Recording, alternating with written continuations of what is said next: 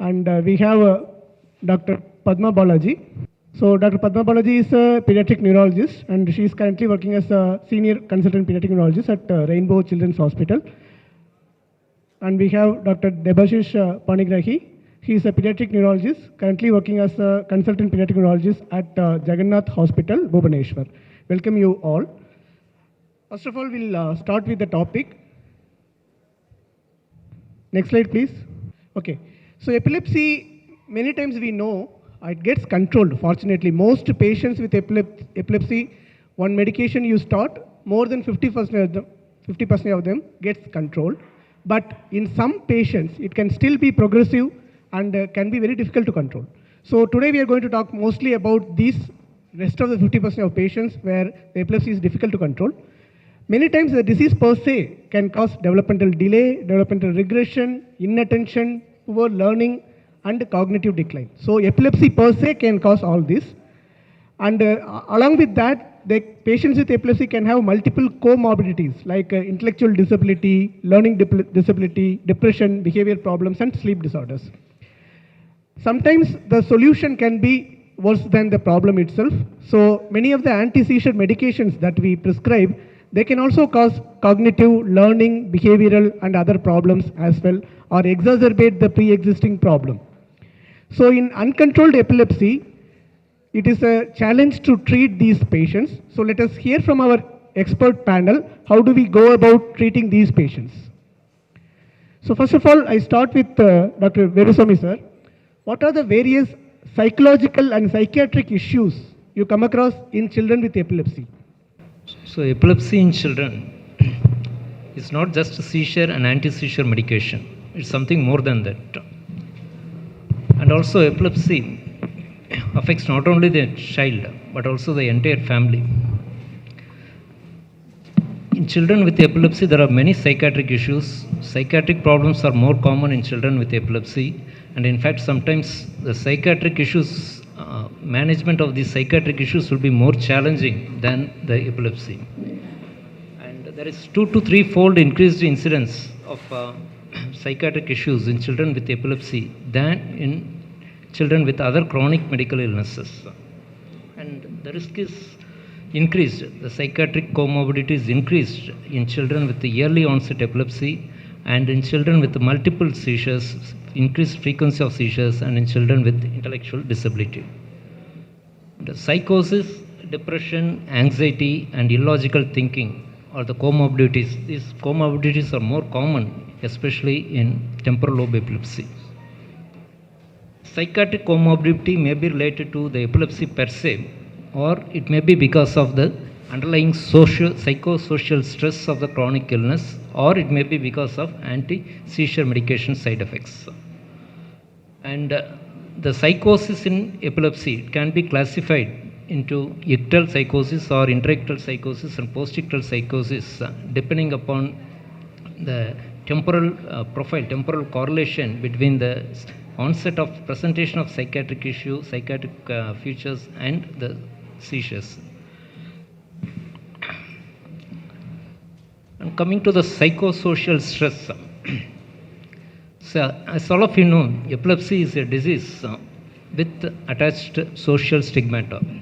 Still, the awareness amongst publics, even amongst educated people, there are so many superstitious beliefs and so many wrong beliefs about epilepsy. Still, many educated people, even educated people, think epilepsy is contagious, epilepsy is due to a psychiatric problem, and epilepsy is due to some evil spirits. So all these wrong beliefs and superstitious beliefs still prevail in our society, and this wrong beliefs and superstitious beliefs is a reason for social stigmata. And because of social stigmata, children with epilepsy tend to underestimate themselves, and they will have low self-esteem, and there will not be any social, they will be hesitant to communicate with others, and they will be socially isolated, so they will be prone for other psychiatric issues and depression.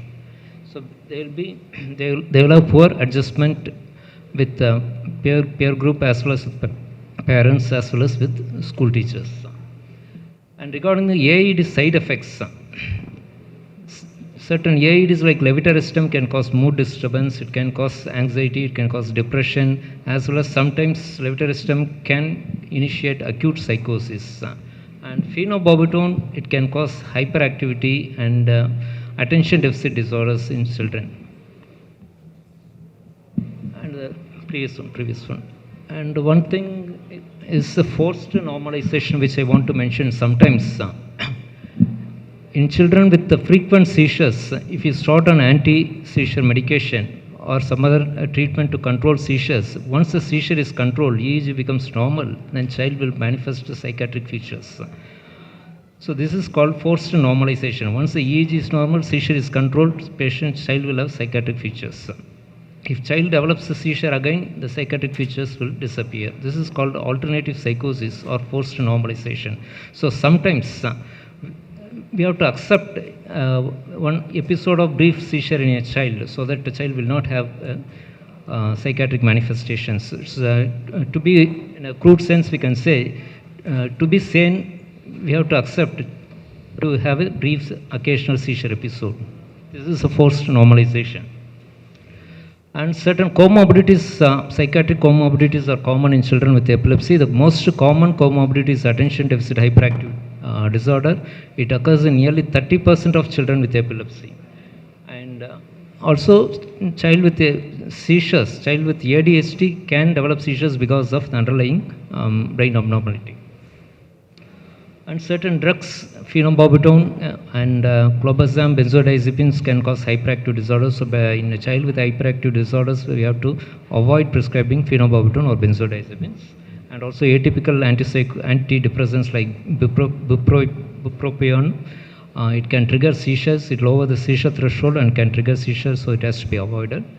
And depression, it occurs in nearly 23% of children with epilepsy, especially in adolescents.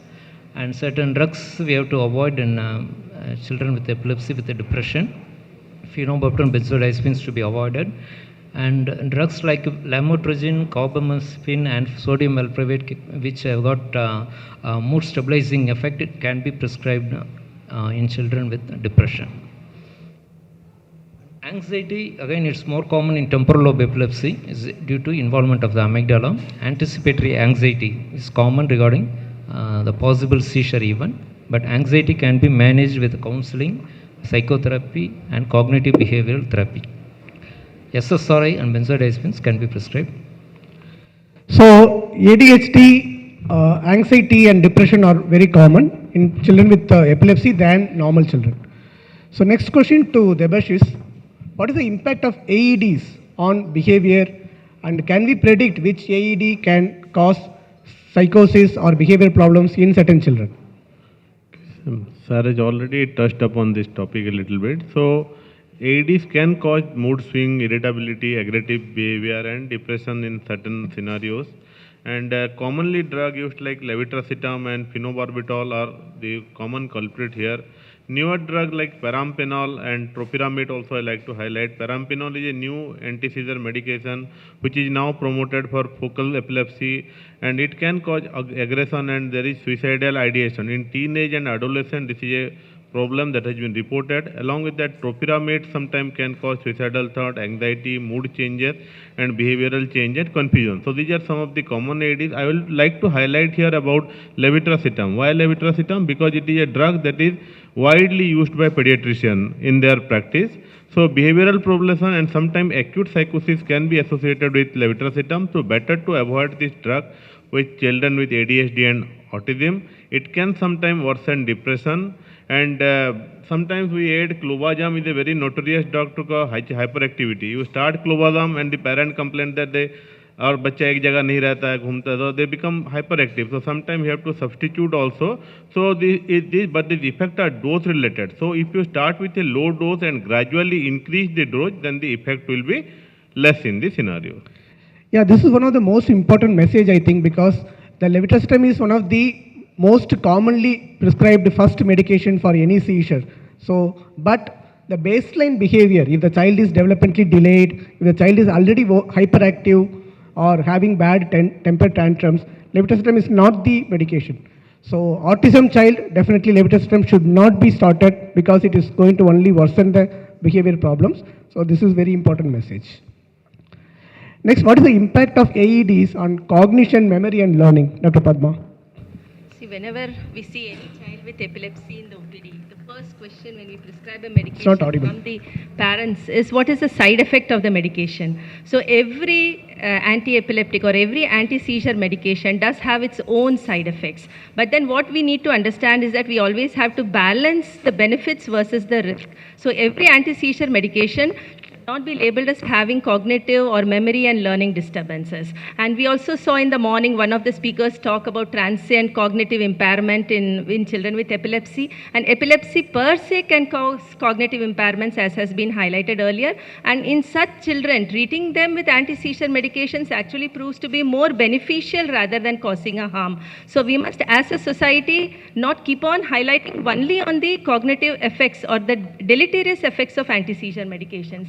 Coming to that, let me highlight that of the AEDs, we need to be careful about what we are choosing. We compare them older generation versus the newer generation anti-seizure medication. So by and large, it has been seen that the older anti-seizure medications have a poorer cognitive effects on cognitive memory and learning, while the newer AEDs are comparatively better. And in that, as has been highlighted earlier also, benzodiazepines, clonazepam, diazepam, lorazepam, all of them have known cognitive side effects. They cause sedation, fatigue, and concentration disorders.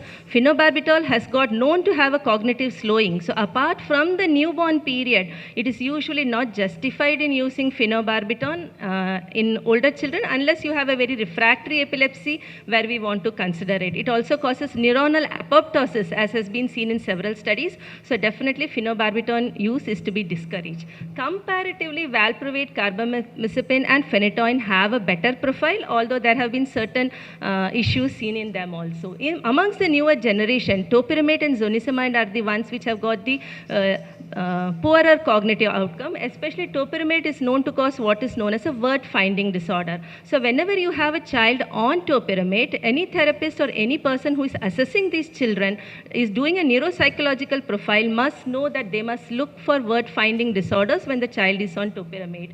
And the other drugs like levetiracetam, lacosamide and oxcarbazepine are supposed to have a better profile. And in some studies, it has been seen that lamotrigine and lacosamide are actually known to improve processing speed, concentration has also been noted.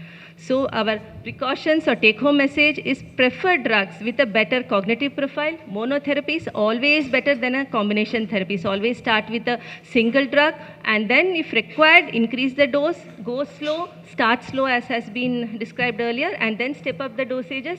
And it must also be known that when you start them on these medicines, do a neuropsychological profile if required before start of therapy and after start of therapy also do a neuropsychological profile. So if at all there is some effects which have been noted, they can be addressed. So there is a dictum in choosing the anti-epileptic medications. So we always give anti-epileptic medication as much as needed to have a seizure control, but it always should be as little as possible. So the dose is the single most important determinant apart from what is the medication that you are choosing. So coming to the role of, we know in the current age of multiple different comorbidities and multiple different things going on, it's not only a child with epilepsy is purely child with epilepsy, we have multiple disabilities, special children going on therapies. So one person, either a pediatrician or a neurologist, cannot treat these patients. So we need to have a team approach. So what is the role of multidisciplinary team approach? Dr. Debasis. They always say that epilepsy is not just seizures, and that's very true. A child with epilepsy does don't have seizures. It has a long impact on the social aspect, on the schooling, on the cognitive behavior. So when the impact is so wide, so one person cannot address all these issues. Therefore, we need a comprehensive multidisciplinary team to address this issue. So first of all, when we see a child, there needs a comprehensive assessment, not only about epilepsy, but what are the behavior problem, other issues, cognitive issues, developmental delay, behavioral challenges.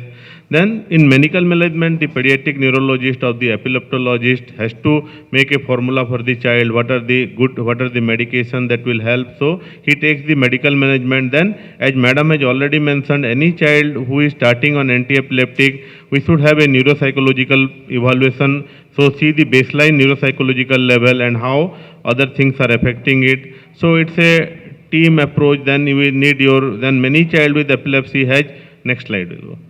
And in many child with epilepsy has developmental delay and poor scholastic performance, specific learning disability, special education, cerebral palsy children with epilepsy, we need to go to a physiotherapist because that will also help. Then many child has deficits in ADL skill, occupational therapy, speech and language therapists are also important in this aspect. So moreover, I will say ki psychological behavioral support, then family support, and all this multidisciplinary team, if we team approach in managing special children in epilepsy will ensure that every aspect of the child well-being is addressed from medical to psychological, and the holistic approach helps the child the likelihood of positive outcome and increase the quality of life of the child. So the message will be that don't see epilepsy as just a seizure, and it is much more that, and identify and address all the issues with your multidisciplinary team. So very well said. So epilepsy is not just counting seizures and adding medications. So we need to see the child as a whole. What are the other deficits and other comorbidities that needs to be addressed? We need to take care of them. So multidisciplinary approach is the best way to do that. So what are the special issues in adolescent children with epilepsy? Dr. Velusamy. So adolescence is a transition period from dependency in childhood to autonomy of adulthood. So it's really a challenging period even for a normal child. And the challenge will be more in a child with epilepsy because of the following factors: uncertainty of seizure occurrence, the side effects of AED medications, and the educational difficulties, and tendency for parents to overprotect the children. And as I already mentioned about social stigmata and social isolation because of stigmata. And for these are all the challenges in children with epilepsy. Also, children with epilepsy will be uncomfortable in disclosing their illness to their peers. They will fear if they develop a seizure in front of their peers, and they will be subjected to ridicule, and they'll tend to be rejected. So they'll feel uncomfortable in disclosing their seizures to their peer group, and all these things will result in social isolation, and they will have low self-esteem. And coming to educational difficulties, the cognitive dysfunction in adolescents will be due to underlying brain problem which is responsible for seizures and epilepsy. And as already mentioned, AED side effects. Certain AEDs will have cognitive impairment, phenobarbital, topiramate, and zonisamide.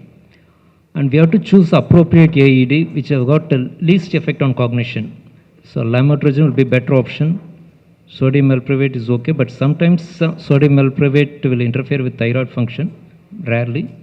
But it's somewhat better to start with sodium valproate or lamotrigine or lacosamide.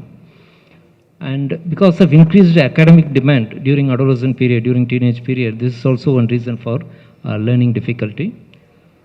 And so child's educational needs has to be assessed. What is the need, child's educational needs, and this has to be assessed, and classroom modification and placement has to be done to improve their academic achievement. And children also should be motivated to look at a role model of those who had epilepsy and those who had achieved with epilepsy. And drug complaints, most of the adolescents will be reluctant to take the medication in the afternoon during school hours. So as far as possible, we have to prescribe a controlled release preparations or a chrono preparations or sustained release preparations, so that one can prescribe either as a OD dose or as a BD schedule. Side effects of medication should be taken care of. Valproate in adolescent period, it can increase weight, it can cause menstrual irregularity in adolescent girls, and can cause polycystic ovarian disease also. It can cause hair loss. Phenytoin can cause cosmetic problems, hirsutism and gum hypertrophy and coarsening of faces. Topiramate can cause cognitive problems, and phenobarbital again can cause cognitive side effects. The previous slide. And depression, already mentioned about depression. And adolescent depression, they are more prone for suicidal ideation is more common in adolescent with the depression, so that should be taken care of and counseling should be done. And hormonal changes, estrogen is a pro-convulsant, progesterone is an anti-convulsant. So certain seizures, especially in pubertal girls, seizure tends to occur during perimenstrual period, 3 days before menstruation and during menstruation, or at the time of ovulation when the progesterone level is very low. And coming to epilepsy syndromes, certain epilepsy syndromes occur during adolescence. That is juvenile absence epilepsy and juvenile myoclonic epilepsy. The first seizure occur during adolescence, and certain epilepsy syndrome will remit during adolescence, like rolandic epilepsies and childhood absence epilepsy, some remits during adolescence. And temporal lobe epilepsy with medial temporal sclerosis presents in adolescence with complex partial seizures. And some typical absences, nearly 16 to 44% of typical absences sometimes will present with GTCS during adolescence. And paroxysmal events, non-epileptic events during adolescence, one should remember pseudo seizures. Non-epileptic seizures are more common during adolescent period. So whenever you come across a child poorly controlled epilepsy, you have to reconsider your diagnosis. Your diagnosis may be wrong. You have to reconsider your diagnosis. It may be a pseudo seizure. Nearly 15% of children, the so-called refractory epilepsy referred to tertiary care center, are non-epileptic events. So pseudo seizure is very common during adolescence. This should be kept in mind. Regarding the activities, certain activities should be avoided: swimming without supervision, cooking, and playing in the open terrace, and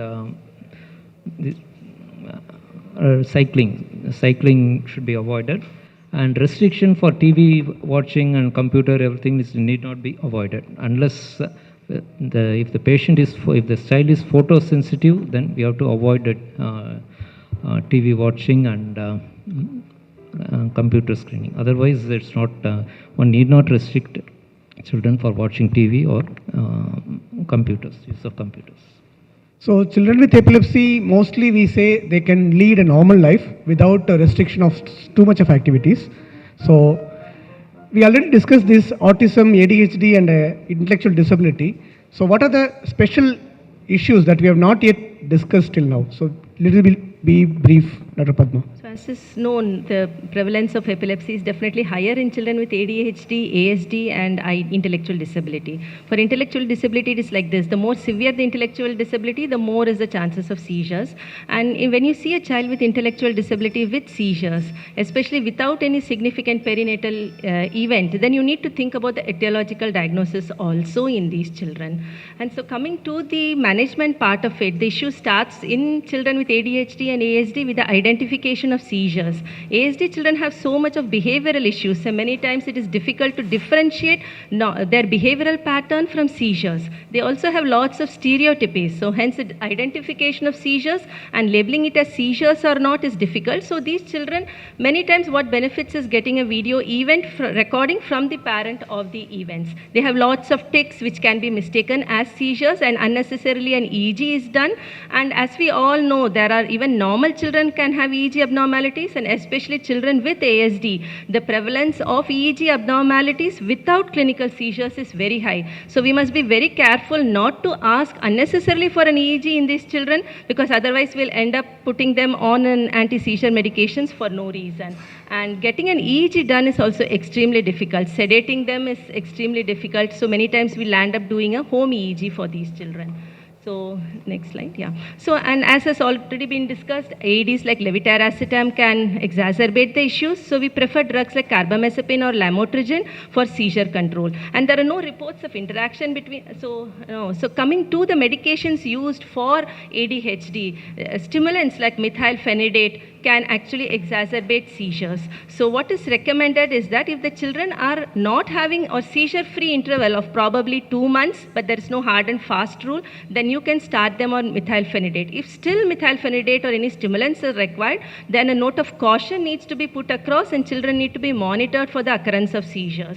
So by and large, atomoxetine is a non-stimulant drug which does not have much of interaction with our anti-seizure medications. And here what is also to be noted is that new onset seizures can lead to cognitive decline, and in such children starting an anti-seizure medication might be beneficial, and it even improves their attention problems, and if required then maybe stimulants may be added. Yeah.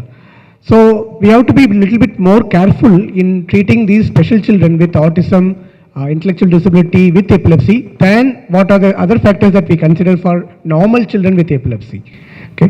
Here I just want to highlight this concept of silent seizures, which most of the parents come and talk to us about. I think we must, I don't know, as a group, we must try to decrease the idea of silent seizures. Yeah, so absent seizure or silent seizures are usually talked about much more in the parental support groups and by the therapists, but these are usually overestimated, and clinician, neurologists can differentiate these clinically, especially with the aid of a good, well done EEG. So we can allay these fears of having silent seizures. If there are silent seizures happening, usually there are other signs that we can pick them up. Regression and ASD, definitely we should ask for an EEG, but not otherwise. Yes. So even after doing all these things, up to 1/3 of patients with epilepsy can be really uncontrolled. So drug-resistant epilepsy is a common problem. Up to 1/3 of children with epilepsy can be uncontrolled epilepsy. So what are the treatment options available for drug-resistant epilepsy? Debasis. So, drug-resistant epilepsy is a very difficult scenario. What we tell ki, and Dr. Lakshminarayanan already highlighted ki 1/3 of the epilepsy can be drug-resistant. So, drug-resistant epilepsy, we have surgical option, non-surgical. Then it can be curative or a palliative surgery, change the anti-epileptic medication, or switch over to a diet therapy. So, what is this drug-resistant epilepsy? Basically, when the patient does not respond to two appropriately chosen drug for an adequate duration of time, when the drug either single or as a monotherapy or a combination therapy, we call it as a drug resistant epilepsy. And studies have shown, there are classical studies have shown that if you go on adding anti-epileptic drug, the result will be very less. The third anti-epileptic drug can show only 3% of improvement. So going on adding anti-epileptic drug is not a solution for drug-resistant epilepsy. Everybody need to understand that. Second is most important part in pediatric is re-evaluation, because many times many non-epileptic event like a breath holding spell or a syncope or a PNES or a psychogenic non-epileptic seizure can be leveled as epilepsy, and multiple drugs are tried. Obviously, it's not epilepsy, anti-epileptic is not going to work. And secondly, in adolescent and children, compliance is very important. You need to look at compliance. If you are sure about these two things, you are rightly diagnosed epilepsy, right drug is used, and compliance is good, then you can see for non-medical part. So diet therapy is one of the important aspects. Ketogenic diet, it is curative in case of glutathione deficiency or a pyruvate dehydrogenase deficiency. Drug-resistant epilepsy like infantile epileptic spasm syndrome, previously known as West syndrome, Lennox-Gastaut or a DUS or a Dravet, where we can try early ketogenic diet instead of adding much anti-epileptic drug. Early ketogenic diet has helped in this scenario. Many times in condition like fires also, where the child is in ICU, not responding to multiple AEDs and your midazolam and all those things, ketogenic diet has helped in this scenario. So there are three major forms of ketogenic diet that we can go. One is your classical ketogenic diet, where you prescribe the fat to carbohydrate ratio at 3.2.5 to 4:1 ratio. Then your modified Atkins diet, which is little simpler than ketogenic diet and easier to proceed. And now a lot of advocacy has come for this LGIT or low glycemic index diet. Instead of strict ketogenic diet, you use mostly low glycemic index. I will not go into detail, but these are the three options in ketogenic diet. Then surgery. I will always say that any drug-resistant epilepsy child should go for a pre-surgical evaluation. Whether surgery is possible or not, whether how much it will help, what is the side effect, that's a secondary thing. But any child who is not responding to anti-epileptic medication should go for pre-surgical evaluation to see the feasibility or the possibility of surgery. So we have resective surgery that can be curative for the child. If not curative, you can go for palliative procedure like callosotomy or multiple subpal transaction, sometime in hemimegalencephaly, Rasmussen encephalitis, Tauge Weber, a hemispherectomy or a functional hemispherectomy can be useful. And believe me, after this surgery, the weakness is not as people think with a hemispherectomy and it will completely weak. It's not like that. So it's a good option to go for epilepsy surgery, and most of the cases you should refer early to a epileptologist for pre-surgical evaluation. Neuromodulation has always helped, like your deep brain stimulation or a vagus nerve stimulation. But for getting success in these cases, the selection of the patient is very, very important. So that's an important aspect. So basically, my message will be that you should think about epilepsy surgery and non-pharmacological rather than adding on anti-epileptic medications. So just to highlight the same point, if any child who doesn't respond after 2 medications which are appropriately chosen, which are given in the right doses for a right duration of time, that is a drug-resistant epilepsy. Any child with drug-resistant epilepsy should have an evaluation at an epilepsy center so that we can look at what are the options available. For a child who can be cured with epilepsy surgery is the curative treatment of choice, because any number of medication is not going to be useful. There is a myth that epilepsy surgery should be tried only after going through all the exhaustive options. Then only epilepsy surgery should be done as a last option. That is a myth. The fact is, there are certain syndromes. Say for example, hippocampal sclerosis. Say for example, there is a gliosis. One part of the brain is gliosed due to traumatic brain injury or meningitis or birth injury. There is a occipital gliosis on one side. So that is going to be refractory epilepsy, and that kind of gliosis, unless otherwise you remove, then the patient is not going to be seizure free for a long time, any number of medications. So if there is a epilepsy surgery patient, surgery is the treatment of choice. I'll say even palliative surgery in head drop patient, they go for a callosotomy, that also helps and makes the quality of life much better. So that also should be kept in mind. Yeah.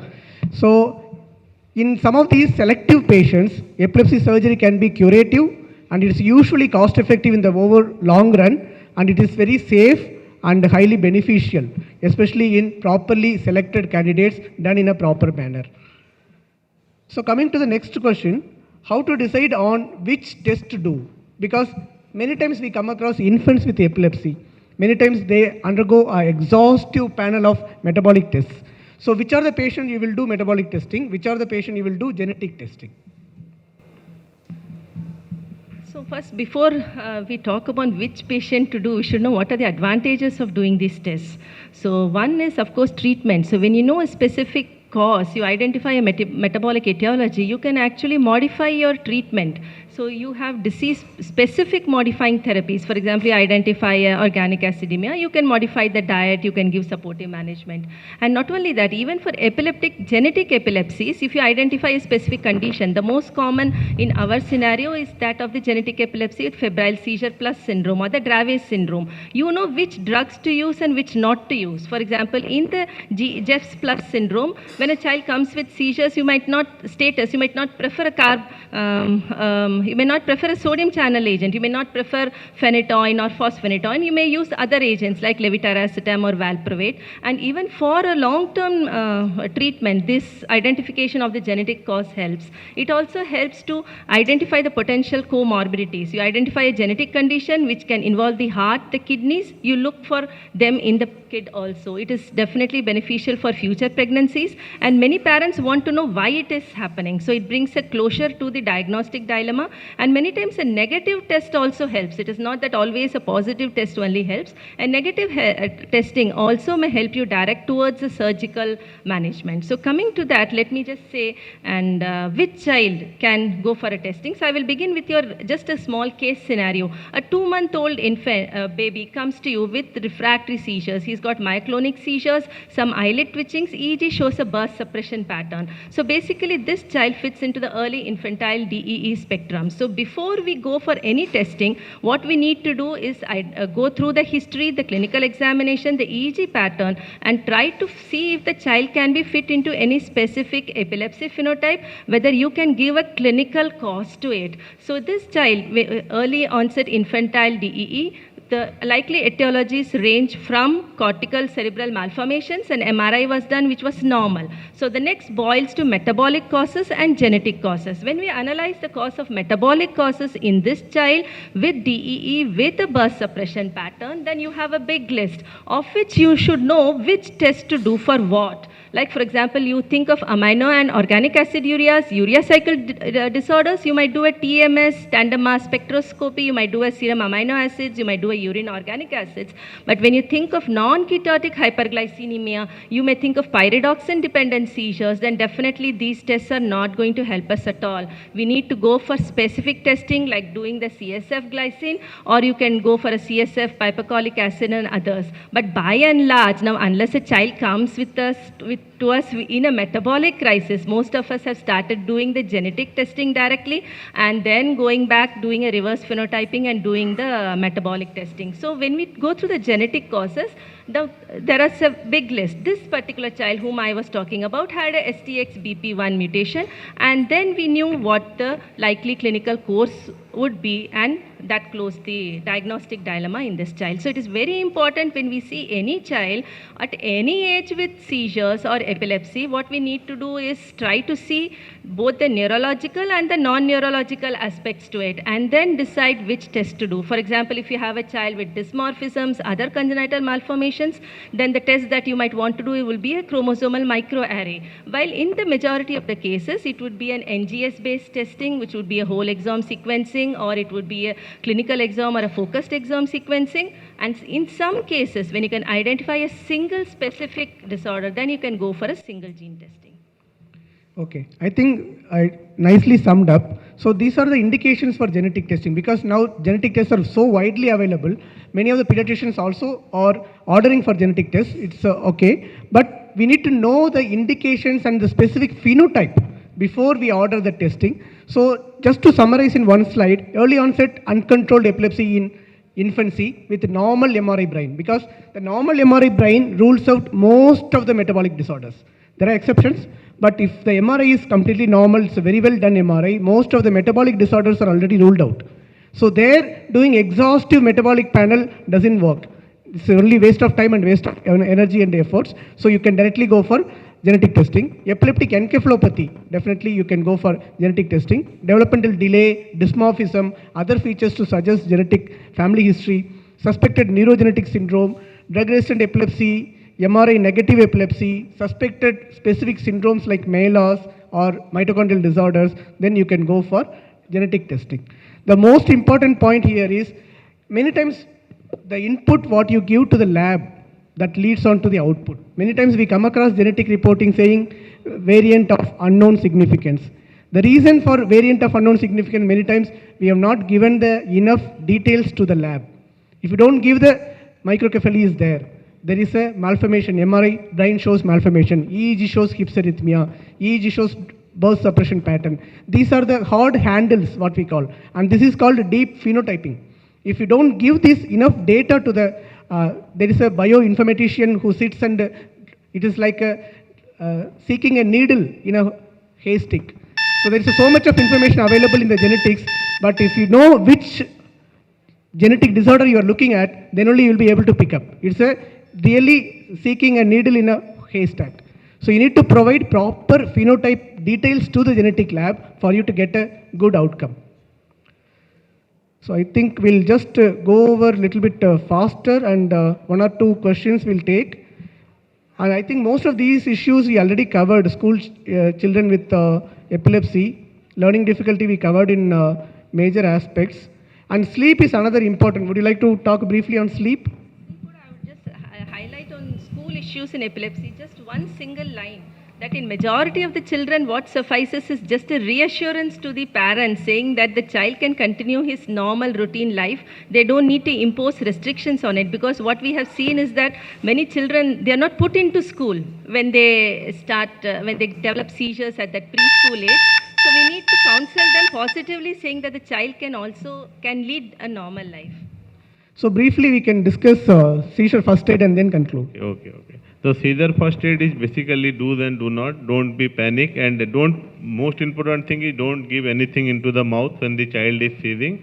Just turn him to one side, wait for some time, and usually the seizures come down on its own. Because lack of time, I will just highlight on the use of intranasal midazolam a little bit, because this should always be a part of your epilepsy prescription. Never forget, if the child is getting major seizure, at least don't forget to prescribe midazolam, because it can be life-saving. The most problem in epilepsy is a prolonged seizure, and if a seizure lasts for prolonged period, it does not stop its own and may go to a status. So the internal midazolam is available. Dose is 2.2 milligram per kg. For 10 kilo, you can prescribe 4 puffs. That's the standard thing, and don't forget to prescribe midazolam if child is getting major seizure. So we'll conclude here with the take-home messages. Approach any patient with epilepsy systematically and judiciously.